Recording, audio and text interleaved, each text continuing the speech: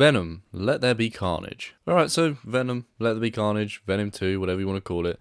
This is obviously a sequel to the first Venom that came out a few years back. A film that I didn't like all that much. I thought it had some okay elements. Like, I thought the start was cool, and I thought the ending was cool, and I didn't really like anything in between. I'm still not really a fan of the idea of there being a Venom character that isn't, you know, directly related to Spider-Man. I think that's what makes it cooler, you know, the fact that the symbiote was on Spider-Man first and then goes on to Eddie Brock or whoever the character may be, and then that turns him into Venom. I just think it's cooler that way, but, you know, here we go. They can't because, you know, Marvel will have the rights to Spider-Man, and or MCU do, and then Sony have the rights to some of the Spider-Man stuff, like villains. None of it really makes sense. But either way, wasn't overly keen on that first Venom movie. I thought it was okay, and this is a sequel that's sort of continuing straight away with the story, like where Venom 1 ends, Venom 2 just picks straight up. And Venom 1 ended with Eddie Brock talking to Cletus Cassidy, who's a serial killer, and we all know becomes Carnage. And that's kind of the premise for this movie. Obviously, it's just about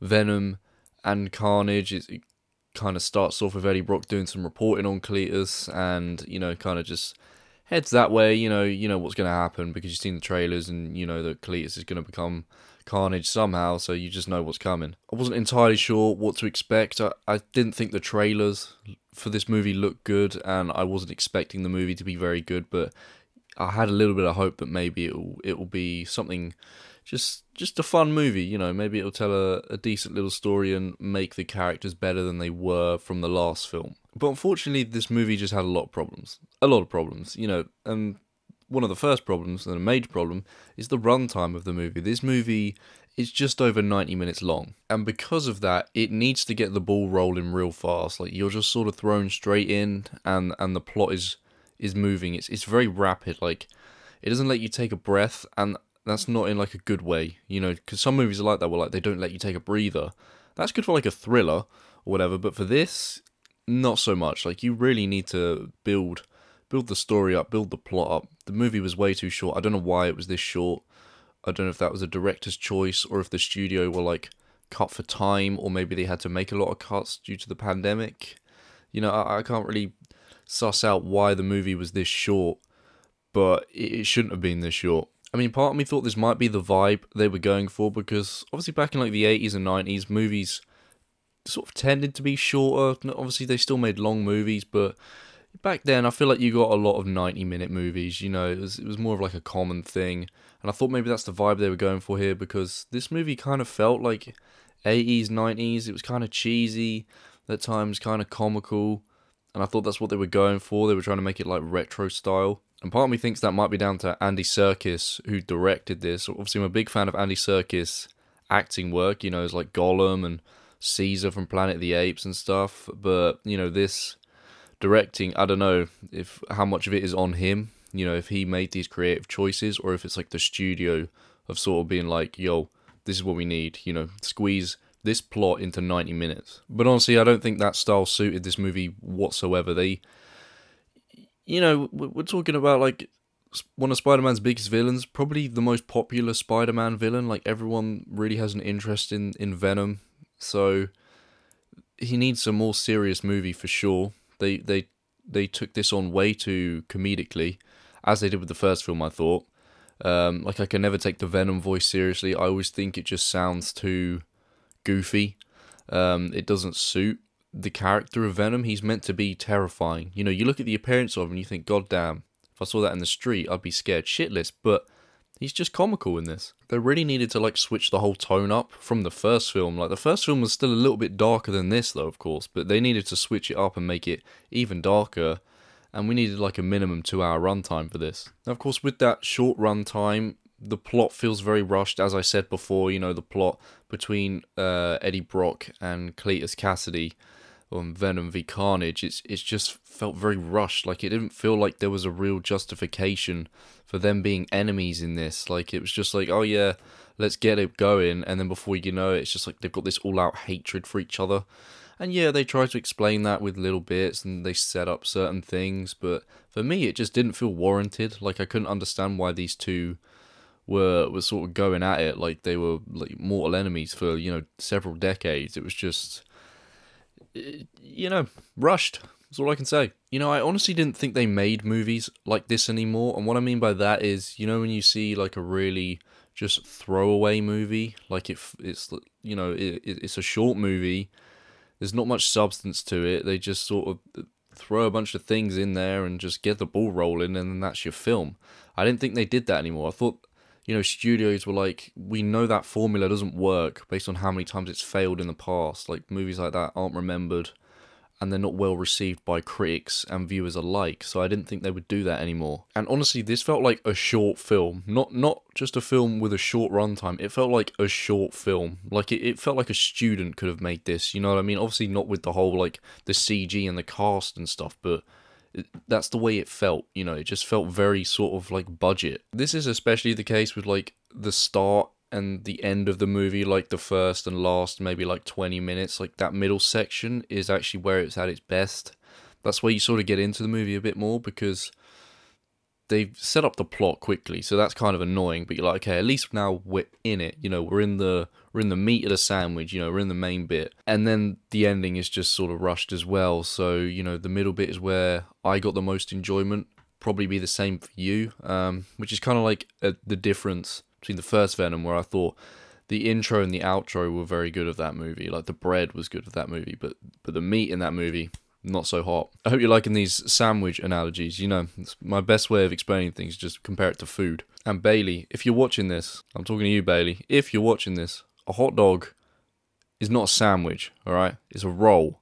I just need to put that out there. Making my point here. Anyway, so yeah, runtime was an issue, and just the tone, the comedy essence of it. Like, there was some few laughs in there. I kind of enjoyed a few little segments where I thought the humor worked, but as a whole, darker movie was needed here. Now, the performances were decent here. Like, Tom is fine as Eddie Brock. Like, he puts in, you know, you can tell he's dedicated to it. I'm still never too sure about his accent. I don't know, it just doesn't sound quite right to me in this role. I'm not really too sure why. Woody was pretty good as well. You know, I'm a big fan of Woody Harrelson. Whether this role was really suitable for him, I'm not too sure. But he did a decent job. But honestly, I don't think either of them really got the best material. You know, I think they needed better writing. They could have brought out the best of their acting capabilities here, but, you know, the writing didn't seem very good. Dialogue, the way it was rushed, so that could have been better. One positive side to this, I would say, is the CG. The CG looks great. Like, I like the character designs a lot for Venom and Carnage, but when it came to them fighting, I don't know, it felt like a little bit just like over the top, like loads of just arms and, you know, symbiote stuff coming out from every which way you can imagine. And I kind of wanted something that was a little bit more, like, stealthy. Like, it's constantly just them, like, forming in and out of Venom and Carnage, like, jumping at each other. It's very, like, clunky. I think you needed something that was just a little bit more, you know, build up to the fight, stealthy, like, really show both of their abilities and how one is better than the other at a certain thing. It just, because, you know, it was, Cletus is, like, he hasn't been Carnage for very long, but he was, like, outdoing Venom a lot of the time. I understand he's a more powerful symbiote, and that's based on the host, you know, because Cletus is more aggressive, therefore he's kind of more, you know, powerful and whatnot. But, you know, Eddie's been Venom for longer, so I feel like he would have, like, some tricks in his book that, you know, he could, like, outdo Carnage, and that's how they should have used that when it came to, like, you know, fight scenes, and especially when it comes to end fight scenes. You know, of how you're going to pick a winner. You know, it should be based on those elements rather than just sort of blind luck. Honestly, there's not a lot of positives to take from this movie, but I didn't walk out having, like, a bad time. But that might be to do with the post-credit sequence, which I'll mention shortly, for those of you who have seen it. But, you know, it wasn't awful, I wouldn't say. Like, not great, not terrible, but it wasn't good either. It was just okay for me. Like, I know a lot of people are really going to dislike this movie. I don't think anyone's going to love it. I think everyone's going to say the first one was better. I think that probably is the case. But, you know, both of these movies, I haven't really liked loads. I never rewatched the first Venom after seeing it.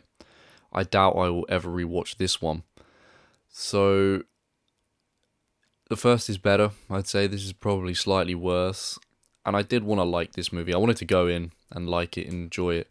But, you know, initially, when I saw the movie, it was just over 90 minutes. I had a bad feeling about it. But honestly, that runtime, it kind of did it a favour in the end. Because if this movie had been any longer with this like, tone and theme and plot that they'd chosen, it probably would have been really, really long to watch. I did find myself looking at the watch, you know, like 40 minutes in, like, okay, I'm about halfway there, you know? So, longer movie with a darker tone, 100%, but this type of movie, like the way it was, but longer, would just not have been good. So it's kind of a blessing that it was as short as it was. If I had to rate this movie, I don't know, like a 5 or a 6, I guess, but even, like, that feels generous, like 5 feels generous. I really don't know. I guess I'll go 5.5, but I'm not too sure about that. That does seem a little bit nice from me, so I'm gonna just call it 5. It's a 5 out of 10, okay? It's not 6 for sure. It's a 5 out of 10. Now let's talk spoilers. We're not gonna talk about spoilers in the film. Not really, like in the main plot. I mean, the one spoiler is they kill Cletus Cassidy. It's just, what a waste. What a shitty death. What a pointless introduction of a character that we barely got to see enough of as Carnage. Just an absolute shambles, in my opinion. You know, if they wanted to set this up better, they really should have done Venom movie, Carnage movie, meet them together, boom. There you have it. Like 2.5 hour movie for each of those films. You know, just make it cool. So when Venom and Carnage fight, it's a big fucking deal. And when Carnage does die, if he does die to Venom, you know, it feels like there was more build up to it. There's an emotional impact there. When he died, it was just, ugh, God, what a waste of time. But anyway, let's talk about the big spoiler, I guess, the post-credit sequence. I had heard there was going to be one. Obviously, we're all thinking in the back of our mind, is it going to be like a Spider-Man thing? Because it was kind of getting a bit of traffic. You know, people are talking about this ending, so you think, okay, it must be something pretty juicy. And it was. It did surprise me, in a sense, because even though I thought maybe they'll do it, I didn't think they would do it. But they did do it. And what I mean by that is, obviously, end of the film, Venom or Eddie Brock, whatever, I don't know, they're like two separate entities, but whatever. They're chilling in somewhere tropical.